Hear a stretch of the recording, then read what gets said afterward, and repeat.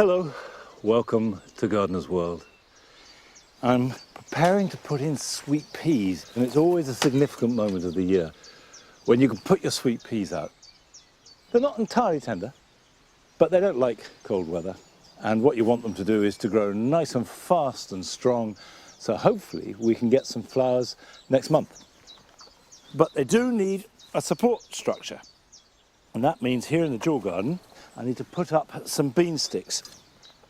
Obviously you can grow beans up anything, but these are hazel sticks from coppice hazel. But to be honest, you can use string, you can use wire, you can use trellis. It doesn't have to be terribly strong because sweet peas are not very heavy.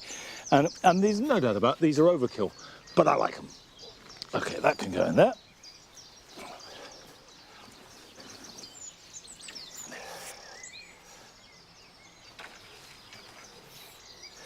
That in there, nice and firm. I'll get the other two in and then we'll be ready to plant. Now, coming up on today's programme, Nick travels to a garden in Devon that combines historic charm with modern design. The gardens here are a great example of how carefully chosen modern planting can work perfectly in a traditional setting.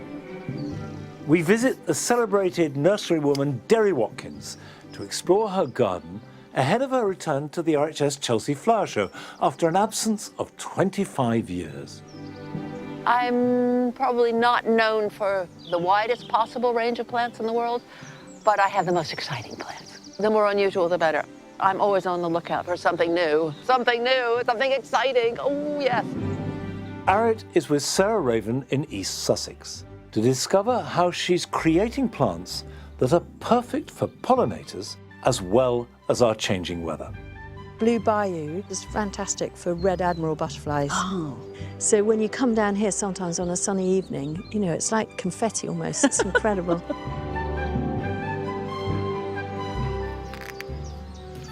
And I will be planting out into the vegetable garden at last.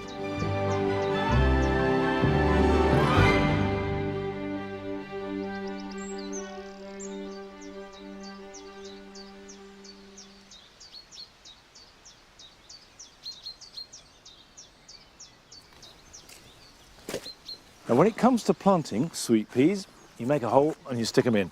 This is a variety called Black Knight.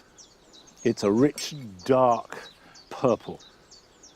And I always plant them inside the support so that when I water, I can water into the middle and the roots will get access.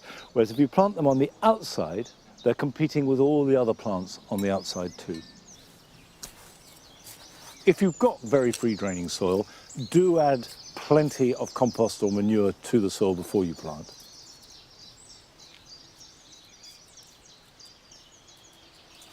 They do best in light shade. And also you need to plant them fairly near a path because above all, you want to pick them. A bunch of sweet peas in the house is such a luxury. It's sheer delight.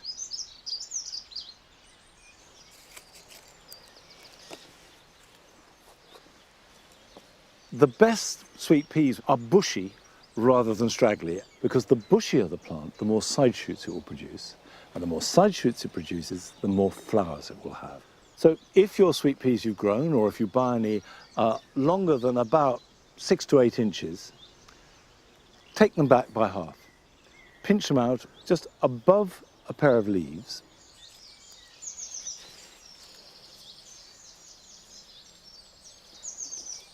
Having planted them, water them in well, and don't let them dry out. And you will have to tie them in for the first month or so, and then they'll start to develop sufficient tendrils to be self-clinging. Now these won't start flowering for another 6 weeks or so, but at the moment the tulips are holding the show. And Nick has been to a garden near Honiton in Devon, where the tulips are at their glorious best.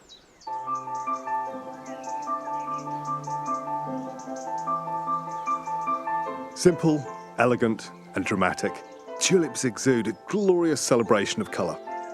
And at this special time of year, they create an eye-popping display in this garden in a pocket of the Devonshire countryside.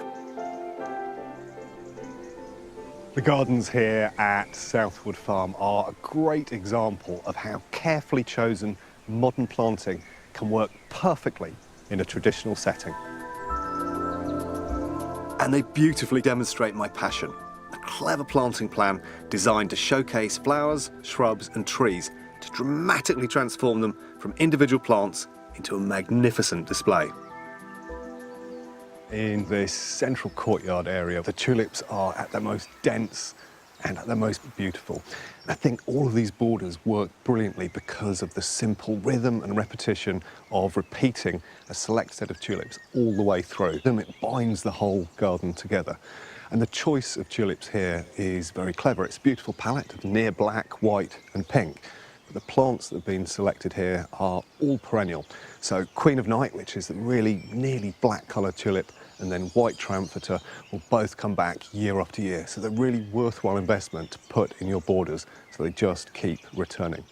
There's also some beautiful colour associations happening. So down here where there's Queen of Night and white Triumphator, there's Anthriscus Ravenswing. And so it picks up the dark foliage and the white flowers and just combines beautifully. The garden's also been very carefully composed in terms of succession.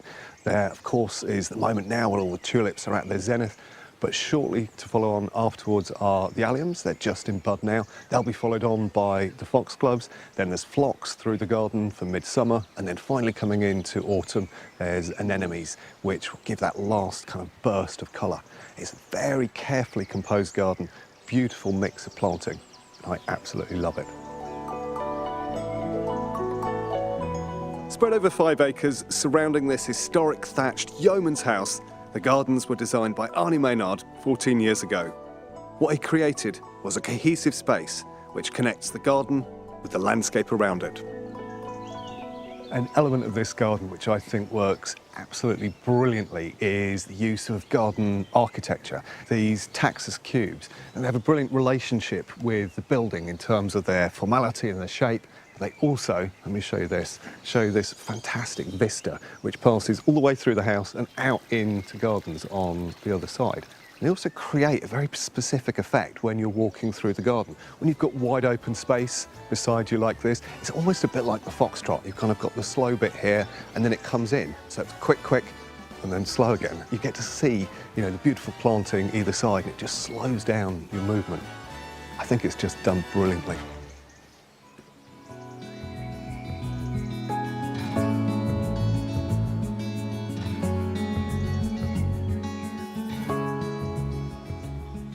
Coming out of the walled garden, you're greeted by this much more naturalistic space. It has to be said, its genius is in its simplicity. It's just a series of earthworks with this snaking path, but it slowly transitions you up to the next level of the garden. And what's growing here are effectively kind of meadow natives just doing their own thing. And actually something really lovely has happened down here. If you grow our 2 native primulas in the same kind of area, so that's Primula vulgaris and Primula berris, what can sometimes happen is that they will hybridize. And here is their offspring. So it's got the colour of vulgaris, the form of berris, but it's very much a plant in its own right. And that kind of magic thing happens. It has hybrid vigour, so it tends to be a super healthy, floriferous plant that will last for many, many years. And then coming into this last section of the snake path, there's one non-native introduction, and it's this beautiful red tulip. It's Aximensis, and it's just scattered through the rest of the meadow planting here. Now, it comes from the alpine regions of France, and it much prefers a sort of damp condition, so it's really happy growing amongst these natives, and I think just finishes off this fantastic space. It's been 14 years since the owner, Clive Potter, decided to transform the gardens. Today, they're maintained by head gardener Lewis O'Brien, who's introduced some ideas of his own. How closely have you been able to stick to Arnie Maynard's original vision for the site? I think it's quite key to the garden that we do that. How it sits in the landscape is key to the garden as a whole. So with the plantsmanship, I'd like to just tweak areas in the garden that perhaps as I see it could be worked a little harder. Getting the self-sowers in, but it's a restrained approach. So with a Beth's poppy, the lovely soft pink of the poppy in the front court there, and it floats above the tulips, which is a wonderful addition, I think. I just think one of the most beautiful, delicate little poppies, and it's quite unusual. You don't tend to see it in many gardens. We see it as a choice plant, I certainly do. And it's lovely to sow things in the autumn and plant them out in the depths of February and see them come good at this time of year. So yeah, it's been a real winner.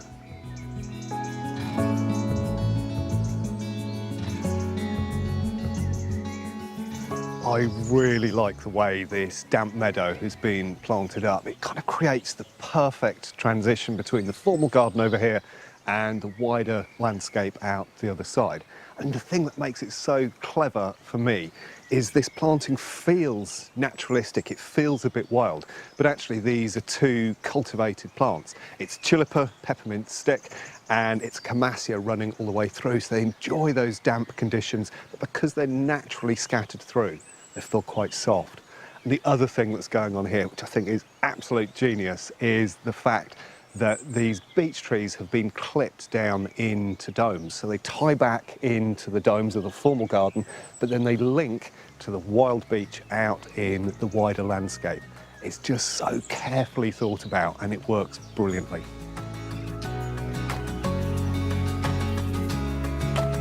Beautifully combining historic with modern and wild with formal. This garden is a true inspiration.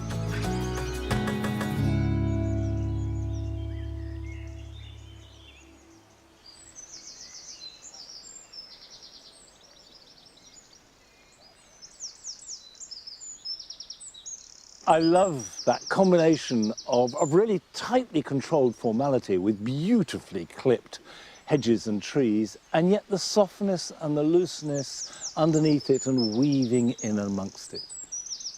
I also really liked the way that the camassias were planted in clumps rather than spread. In fact, camassias always look good in rich, lush grass. Those are the conditions they like best. But perhaps they grow too well to put in a border. We've got them here in the orchard beds, and of course they do look dramatic with their wonderful, slightly luminescent blue mauvey flowers. But the foliage of camassias is very strappy, very strong, and slow to die back, which means that after the flowers are finished, you've got a mass of this foliage which suppresses other plants and also rather dominates the look of the border. So plant them in grass, yes, but in a border, I would resist the temptation.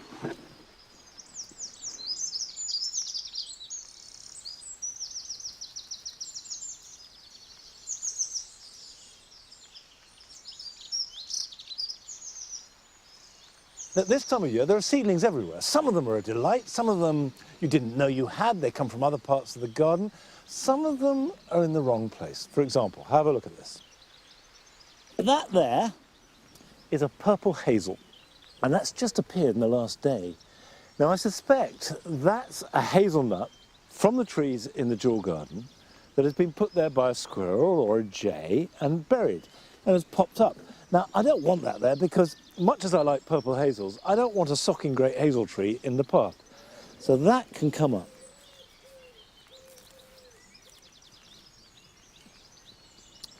How sweet is that?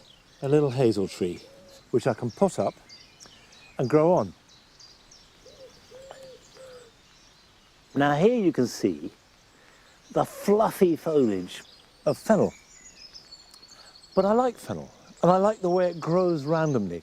And that's really one of the joys of seedlings in fairly loose, informal planting like this. Let them be, let them happen and enjoy them. So for example, over there, on the path, in amongst the bricks, we've got some cowslips growing. Now, I think they look great.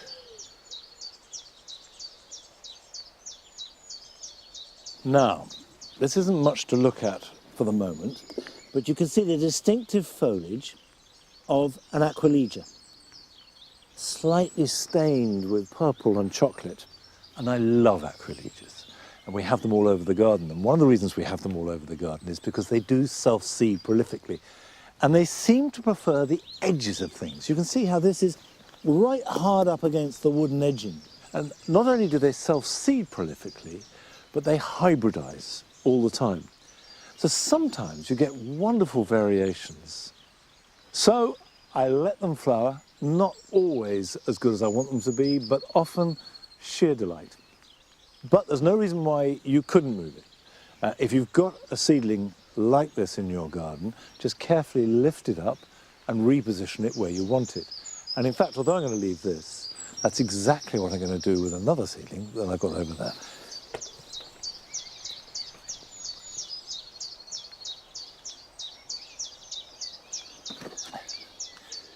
Now I've noticed here a self-sown Alchemilla mollis. Alchemilla mollis works well almost in every garden, but it's got a particular yellowy, greeny tinge to the flowers. So it is perfect for the effects that I'm trying to build up on the mound. So I'm going to dig this up and transplant it over at the mound.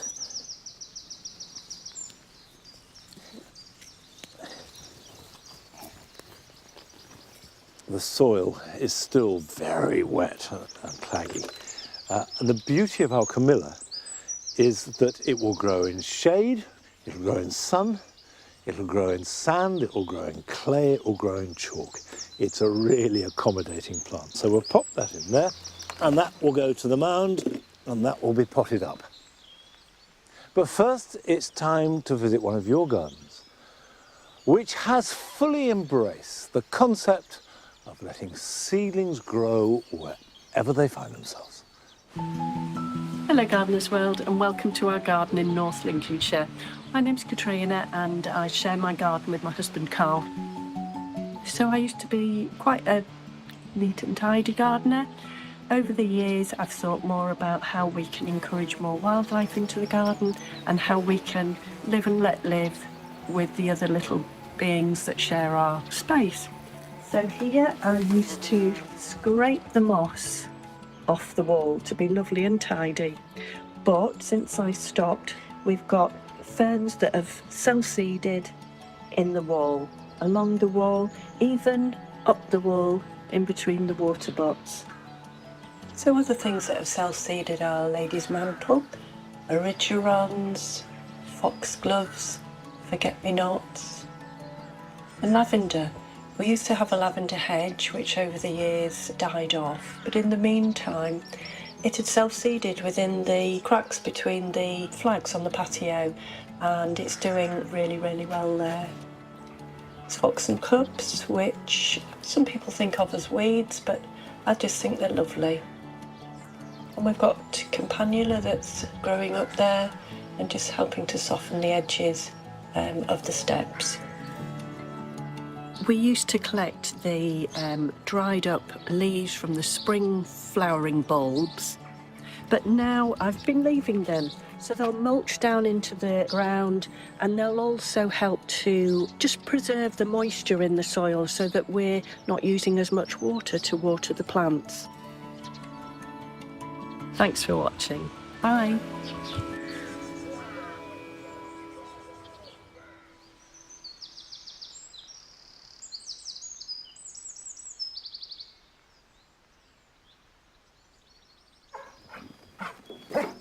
Good boy. Good.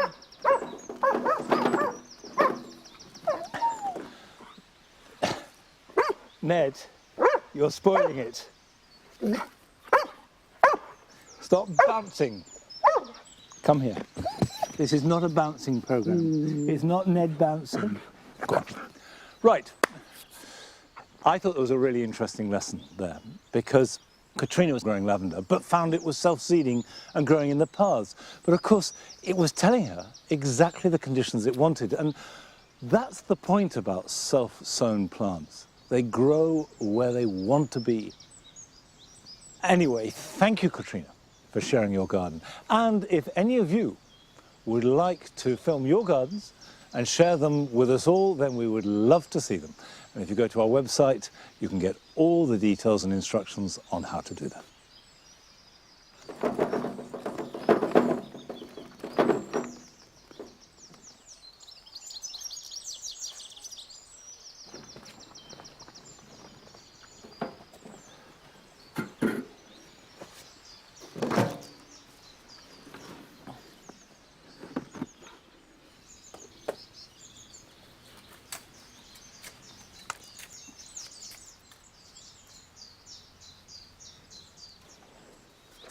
I wanted to quickly get the alchemilla into the ground because the quicker I can replant it, the quicker it will grow away and probably not even notice the difference.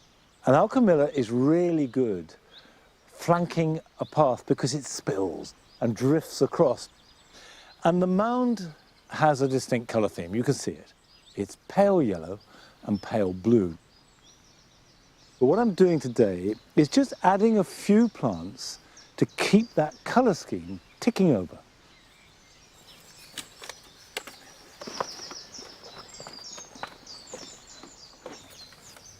Now this is a verbascum. It's called Dark Eyes.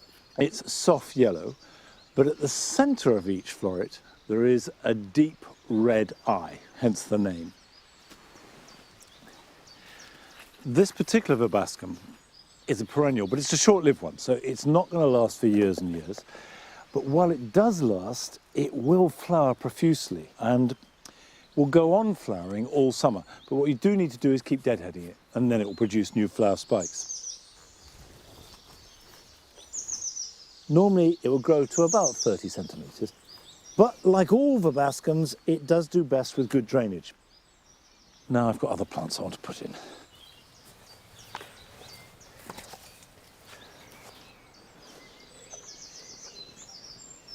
Now this is a Johnson's Blue Hardy geranium. It has wonderful blue flowers, and like all hardy geraniums, will flower over a long period. You can grow them in any soil, almost any situation. And I got a big plant of it last summer and divided it up, and I've got out of it about 12 new plants. Now, one of our best known plantswomen is Derry Watkins. And this year, for the first time for a quarter of a century, she is showing at Chelsea. So we went to her garden in Wiltshire to see how her preparations were getting on. I absolutely love plants. All kinds of plants. Everything about them, the leaves, the stems, the flowers. There's nothing about a plant that's not beautiful. I'm probably not known for the widest possible range of plants in the world, but I have the most exciting plants. I always want the new thing, the best thing. The more unusual, the better. I'm always on the lookout for something new, something exciting. Oh, yes. For the first time in 25 years, I'm going back to do Chelsea again. I can't quite believe it. 25 years ago, I was doing a plant fair sometimes twice every weekend. I was doing 2 or 3 big RHS shows every year. It was my whole life, 24 hours a day. I didn't have time to blink. And it was too much. I gradually decided that what I really wanted to do was have a wonderful garden. Purple is my color. I just do purple in a big way. I really, really like purple. This is Lunaria Corfu Blue. This sows itself just like ordinary honesty, but the original plant doesn't die. They develop tuberous roots and they come back from the tuber. Therefore, the following spring, the second blooming is sometimes 2 months earlier than ordinary honesty blooms, which is just fabulous. I did Chelsea as my last ever show. It was an amazing learning experience. And when I came to make this garden, I was relying on that experience.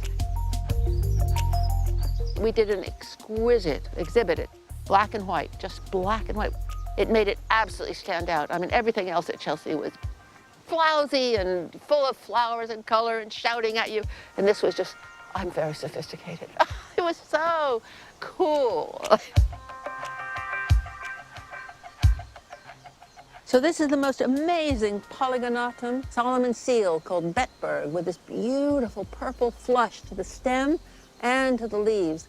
Underneath each arching stem, there'll be little white flowers pretty soon. Just amazing, subtle, sophisticated, almost sinister, dark foliage. I think this is pretty unusual. I never see them for sale. This is my one plant, so I'm not ready to divide it yet, but I just absolutely love that purple flush in it.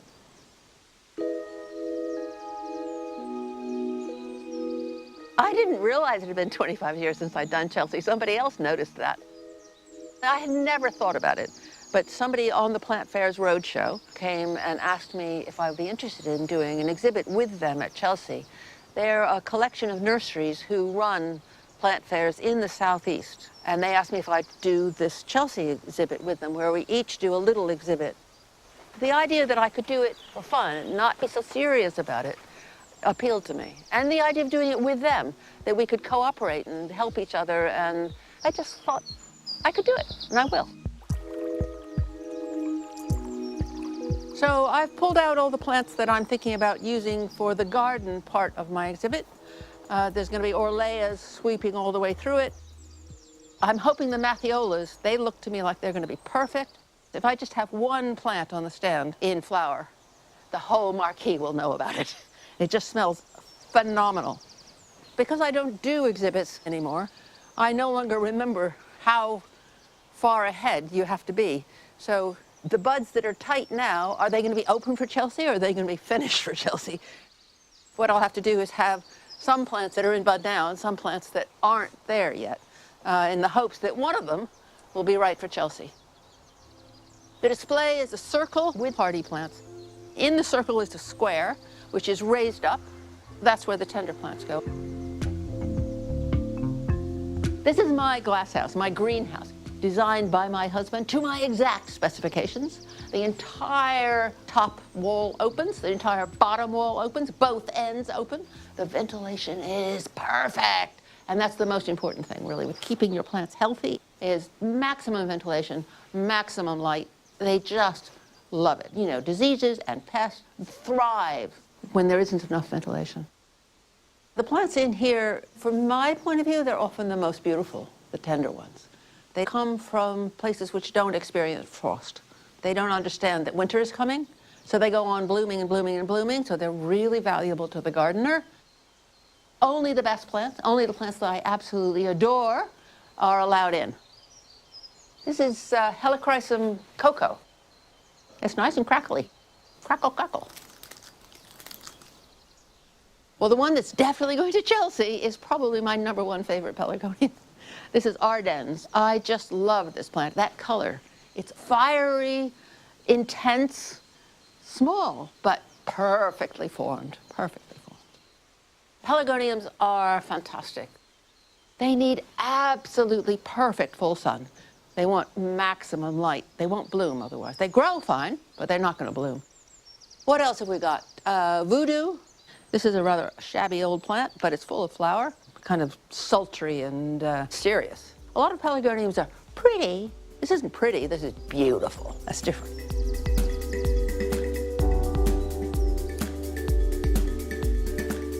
What would I like visitors to come away thinking?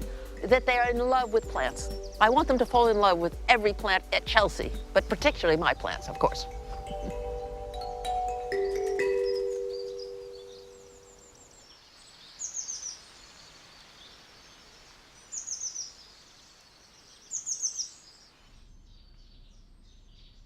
Well, I look forward to seeing you at Chelsea, Derry, and it's not long now.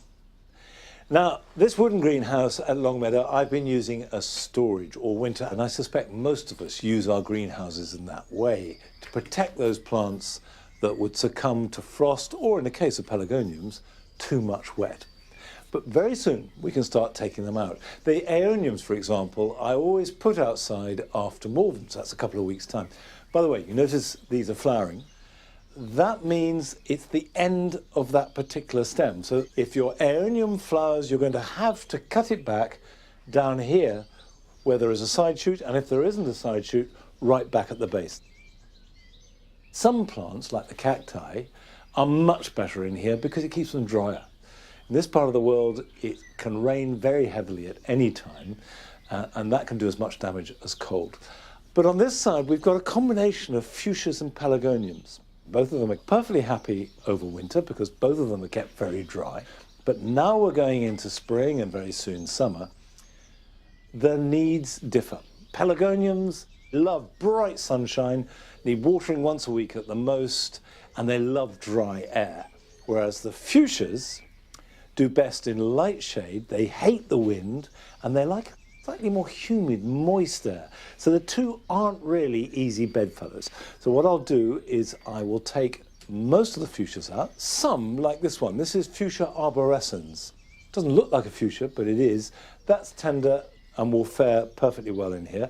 And this Pelargonium Pseudoides, which has got these wonderful, intense burgundy little flowers, does very well in this particular greenhouse. But the important point is to work out what's best for the plant and then give it the right place. Whereas in winter, of course, we just lump them all in together. And while you're sorting out the plants in your greenhouse ready for summer, not a bad idea to give it a really good spring clean. Now, still to come on today's programme. Arit visits Sarah Raven in East Sussex to discover which dahlias are ideal for pollinators. With the tidying up of the landscape and the countryside, we've wiped out a lot of really important pollens and nectar sources. So if you have dahlias in your garden, you get them all. And we meet an allotment gardener who has created her perfect plot.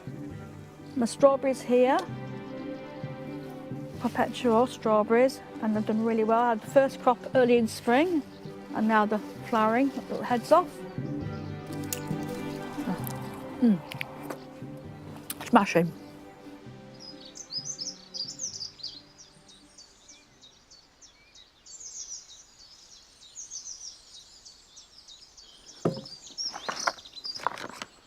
Come on then. He's happy. Right, I want to do an experiment. Most seeds germinate better when they've got some heat, and quite a few seeds, particularly at this time of year for tender plants, need heat. For example, I've got some zinnias here, and they won't germinate happily if it's below about 20 degrees, so you need some sort of source of heat. Now, I've got a greenhouse, which is great. A lot of people grow seeds on a windowsill above a radiator, and that works well.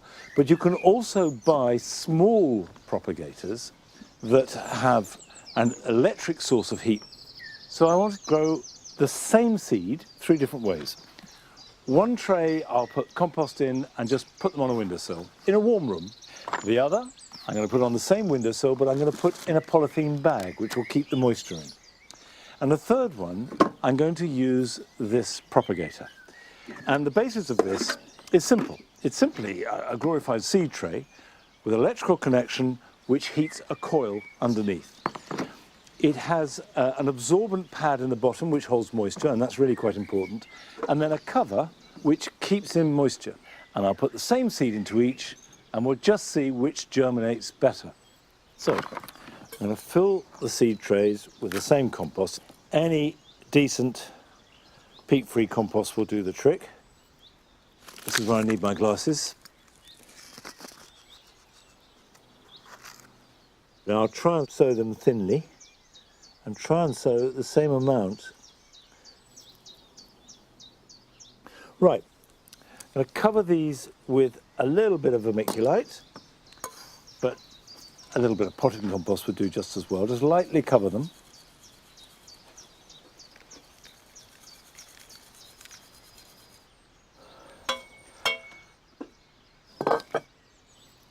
Right, the next stage is to take them to windowsill. And off we go.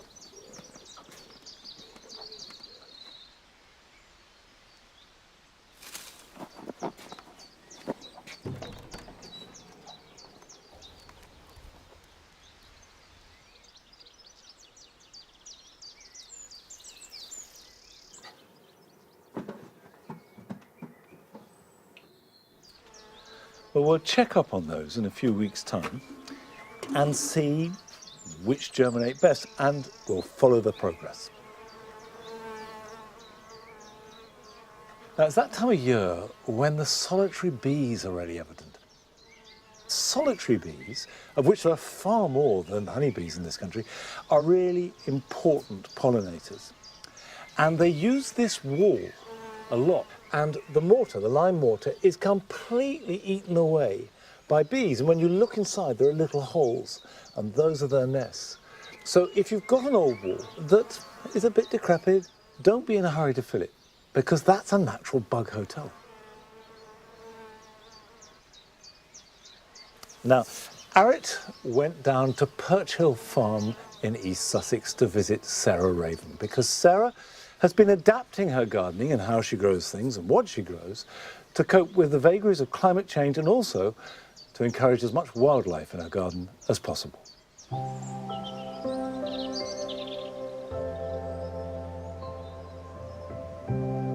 The past few years, we have seen crazy weather patterns, freezing cold springs followed by record-breaking summer temperatures and then a deluge of rain.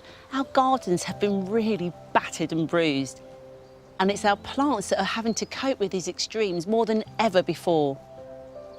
But worry not, because there are people out there who are trialling and breeding plants so that the ones that end up in our shopping baskets are working hard as possible to be beneficial to wildlife and resilient to the weather. And one of those people is Sarah Raven. Sarah is one of this country's most passionate gardeners, cooks and critically acclaimed writers. She has planted, grown and harvested a wealth of flowers and food from a 1.5 acre plot here in Sussex. There is perhaps no better time or place than late summer to indulge in one of Sarah's real passions, dahlias. So what specifically is it that you love about dahlias? So much, so much.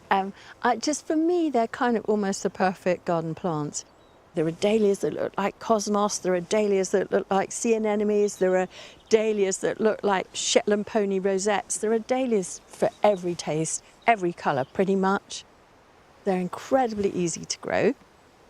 With climate change, they're hardy. So once the frosts come, we cut them back, leave about that much stem, and then put them under, honestly, 15 centimetres of mulch, a big label, and then just leave them to get on with it. Certainly in this part of the UK, we haven't lost a dahlia in 20 years doing that. And people will say, but that's not true in the north. Well, we went to -9, 5 nights in December and into January last year, and we didn't lose them. They're fantastic for cutting. They flower from July until November, sometimes December here.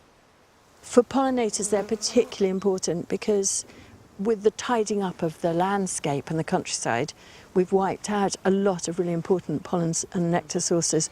So if you have dahlias in your garden, you get them all. I love this, Sarah. What is this one? Yeah, that's Apricot Desire, and that's a new water lily type. A lot of the water lilies were originally bred for floristry because they're historically been the ones that have a better vase life. Right. These are the really trendy ones at the moment, which are the bicolours. Oh. Which I find a bit edgy. I mean, some of them I like, but the florists absolutely love those. They had gone out of fashion, but they're now coming back into fashion, and with that, just huge investment with breeding. And so there's lots of breeding in New Zealand, there's a lot in America, there's a lot in Holland. We're doing a bit here. We'll select the things that look interesting for us for the pollinators and for the sustainability, really. So we did breeding for cut flowers, but we're now moving much more towards pollinators. So this is where we're doing our own mini breeding programme. Okay. And so all these are from seed that we collected last year. So this is a variety called Heroine, which has been bred for containers, but it's got big showy flowers, but they're still quite graceful. And we've crossed it with Waltzing Matilda, which is a semi-double, which is one of our absolute favourites. Yeah, I know Waltzing Matilda. Yeah. Oh, so look at that. I mean, they don't always look like a cross between the parents, but that is exactly what we wanted, really.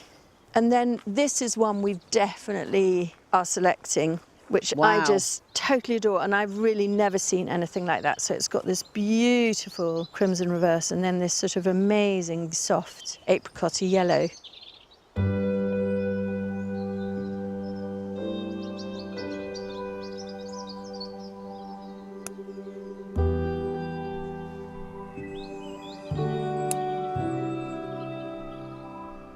This is Blue Bayou, which is an amazing anemone flower variety. And what that means is that you've got this flower within a flower like that. Yeah. And that's the classic characteristic of the anemone flower group, and they are brilliant for pollinators, as are what I've got here. So this is a collarette. You can see there's a collar of petaloids there. You can see with all those, you can see the pollen and the nectar is at the middle of the flower, and that's the key thing for the pollinators. And Blue Bayou, which we've grown here for the longest now, probably 15 years, and this is fantastic for red admiral butterflies. Oh. So when you come down here sometimes on a sunny evening, you know, it's like confetti almost. It's incredible. Sarah, there's so much going on across the garden. How do you weave sustainability into it as well? I started life growing things from seed, and I've kind of gone back to that a lot. So we really try and collect quite a lot of our own seed to make it more sustainable. The other thing that I really like about collecting our own seed from here is that every time you do it, you're selecting for your own microclimate. If you buy in seed all the time, you're actually selecting for somewhere else. So actually by harvesting your own seed, you're saving money, but each time you make it better and better suited to your place. And with the whole climate change and the variability of the sort of summers we're having, I think that gets more and more important, really. So yeah, now's the time. While Sarah trials and breeds on a large scale, Sarah is still a gardener like the rest of us, and she has been devising ways of being sustainable in her own gardening practices. This whole area is on the north face of the house, so it's quite shady, and actually when we came here it was just like gravel and kind of mossy. So we bricked it, and yeah, it's just become where we do the pots because, of course, sheltered by the farmhouse, they're not given this full-on hot sun. And we've found over the years that we can decrease our watering by about 1/3 of the pots here than pots on the south face of the farmhouse. So it just makes them lower maintenance and more sustainable, really. No, I mean they look lovely. I mean they're obviously getting enough sun to flower.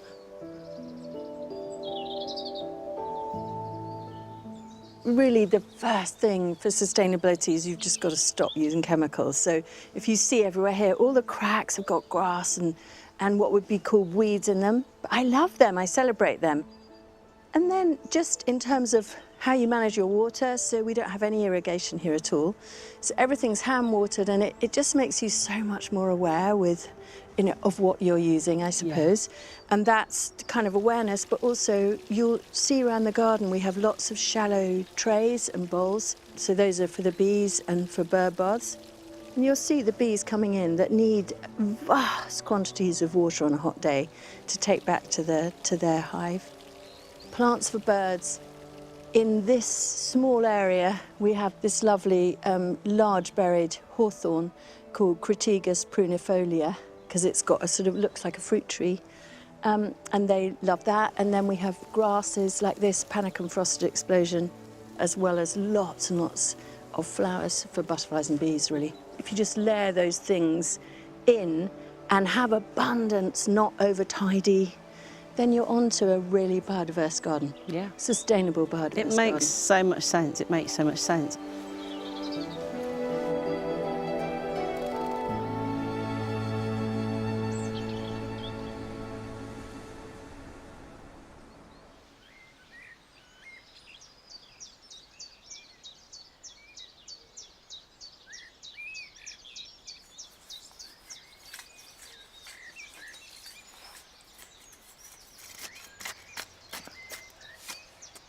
I was really struck by Sarah's point that by collecting your own seed, you're creating a seed bank that is absolutely particular to your garden, with its own climate and its ecosystem and its soil biome. And I think that's an incentive for all of us to do more seed collecting. Now, in terms of vegetables, the vegetable garden has sat pretty much untouched all spring because it's been ridiculously wet and claggy, or just cold because our heavy soil, when it's wet, takes ages to heat up. However, I can now start planting out, which I would have done perhaps a month ago. And I'm going to start with some beetroot. Here are the plants I've sown in plugs. Nice, healthy plants. It's a variety called Bolt Hardy that I sowed about 5-6 weeks ago.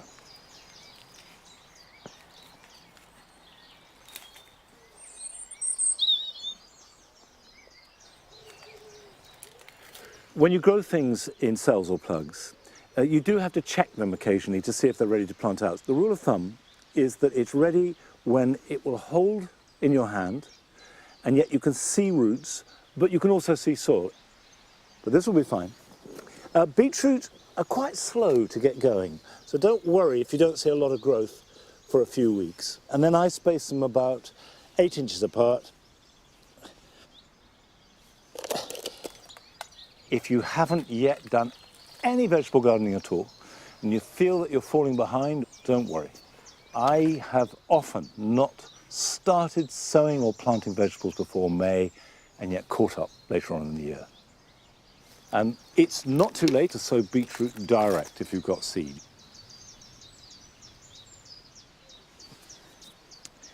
It's so nice to be back in the vegetable garden, working the soil, hearing the birds, and knowing it's part of the rhythm of creating food, which gives me so much pleasure, and I know it does so for many people. And we went to North Yorkshire to visit an allotmenteer who has made her allotment her sanctuary.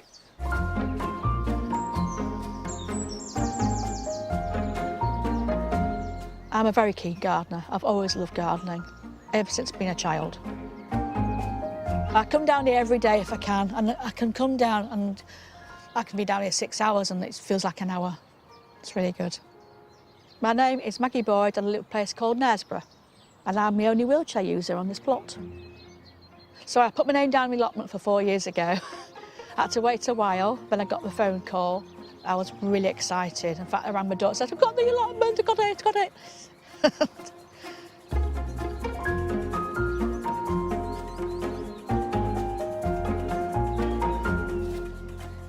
This plot, when I took it on, was actually from an old people's home, and they had 2 massive big beds, which is fine, but they're too wide for a wheelchair user. So I had 4 smaller beds made, but by 12 foot by 4 foot wide, which is more practical. You can see there's perpetual spinach here. That was put in last year, it's done really well. I've got raspberries, I've got my strawberries, and over here, I'm going to plant potatoes. So I was born in 1962. At the time, it was a thalidomide. For those of you who don't know about thalidomide, it was a tablet that mothers were given to stop morning sickness.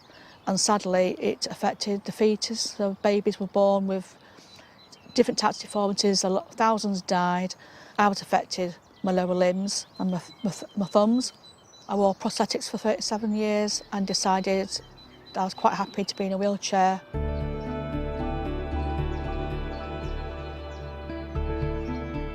Planting some potatoes, called Valor. So this is a long-handled trowel, which is great from a wheelchair point of view. So you can just reach over. And then I found this little tool recently, which is great. It's got double-edged, and it's a lovely weight, and it's great for weeding, or if you want to make a groove to sow seeds, you can just push it along like that. Allotment life is absolutely fantastic. I'd say it's a lifestyle for me, a complete change of lifestyle. I grow what I want, I eat what I want, and I have the pleasure of growing it. And I have the pleasure of talking to other people who feel the same way. Found that since having the allotments, I just want to be here all the time. You get sucked in. Once you start, you get sucked in.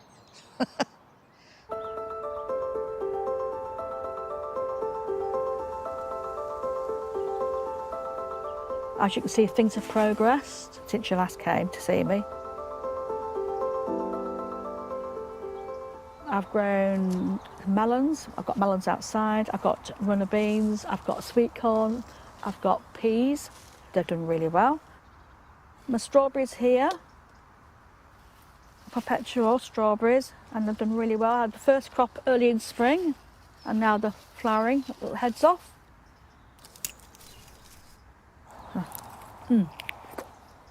Really good. Sorry.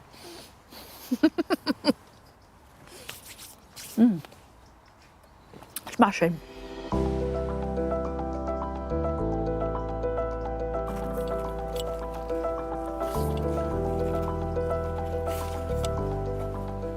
Oh, you're getting your hands in the soil. You can't, there's nothing better. You can't beat a homegrown potato. It's worth the wait.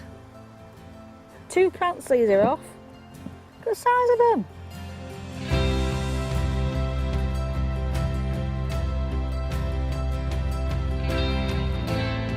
What I'm really excited about is a veg that I've not grown before. This is a trompeccino. First time I've grown them. This is a really big one, but I've got other big ones and they've done so well over the arches. And look at the size of the flower. Beautiful. But they absolutely love it around here. They really do. Yeah, look at that. Just like that. Look at the size of that.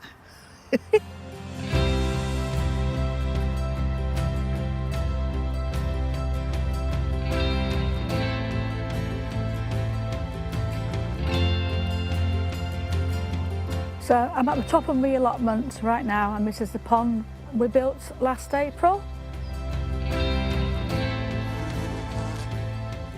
Had loads of frogs spawn this year, and it's worked out really well, and I love it. And all the flowers they've chosen are all for wildlife. Bees love it. And I've had dragonflies lay their eggs on here this year, which I'm really pleased about. I've actually seen them do it, so it was good. You'd be amazed what wildlife it attracts. And I just think it finishes off the plot really nicely after all the veg, the hurriedness of gardening. It's a pleasure after all the work to just be able to come back down here. It's lovely. My allotment is my go-to place. I just love it. I don't know, it's just the whole thing of gardening, having your hands in soil, it sort of grounds me. I feel like it holds me in place mentally as well. It's just a really good place to go.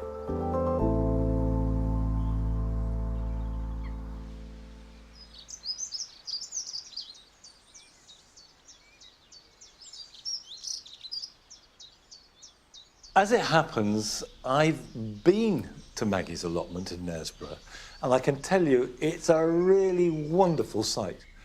But then most allotments are. Fantastic.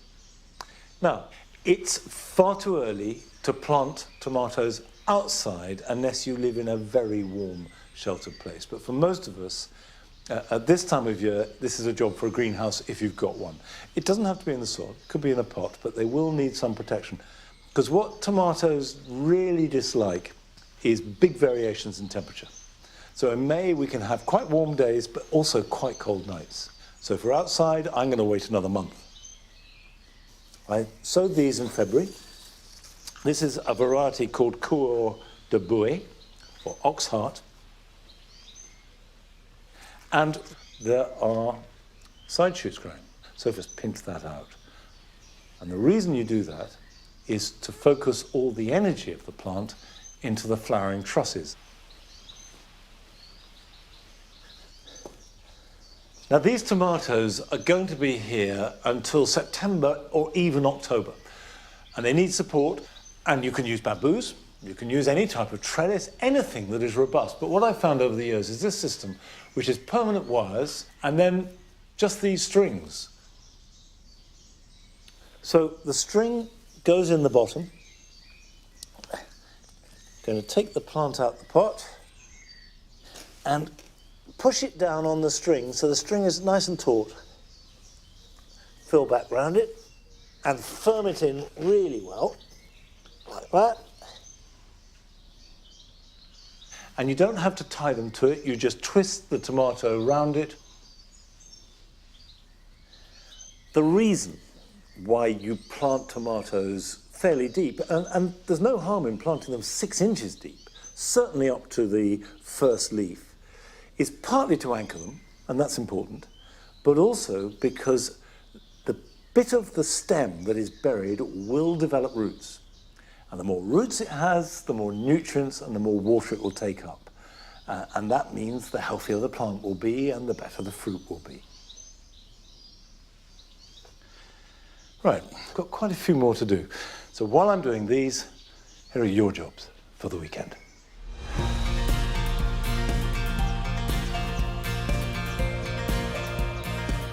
If you've been raising plants or indeed even storing them under protection in a greenhouse or on a windowsill, it's important to harden them off properly before planting them out. If you've got a cold frame, that's ideal, but anywhere that is protected from the wind and the full glare of the sun will do the job. But leave them there for at least a week before planting them out into their final position.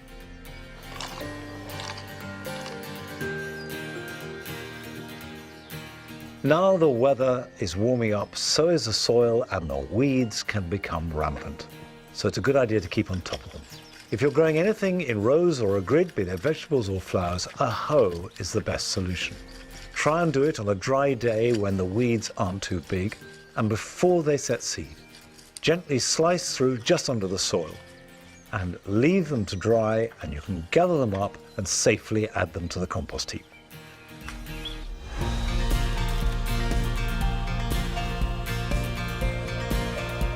If you're growing squashes or pumpkins, it's time to pot them on into a bigger container. If 2 seeds have germinated in the pot, remove the weaker one.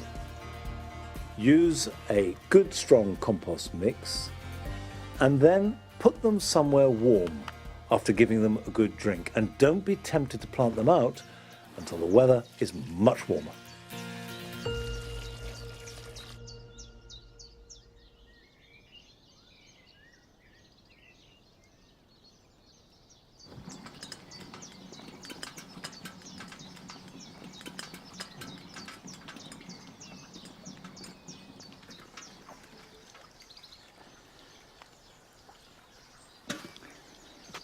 It's time to bring the citrus plants out from the protection of the greenhouse into the open air here in the Paradise Garden, which is really where they belong. They're all part of this idea of fruit and colour and fragrance and water, which is essential to the Paradise Garden. And I don't know if you've noticed, but there are aquilegias that have seeded themselves in the pot. We saw them in the cottage garden where there was just the foliage, but of course because this has been in the greenhouse, it's grown, it's flowered, and it just shows they will seed wherever they can, and I love them. Of course I'll leave that. When and if you bring your oranges or lemons out from protection, whether it's a greenhouse or a conservatory or wherever you've been keeping them over winter, don't worry if they look a bit scruffy and a bit jaded. Give them a good soak and then let them dry out completely, and then another good soak. Also, they should drain. So put them up on chocks and then feed them once a week. Give them a liquid seaweed feed, and then when you see plenty of new growth appearing, then you can think about pruning, but we'll do that in a few weeks' time. And that's it this week. Next week, Arit and Joe will be at the Royal Horticultural Society's Malvern Spring Festival, and that's at our normal time of 8 o'clock. And I'll see you back here at Longmeadow in a couple of weeks' time. So until then, bye-bye.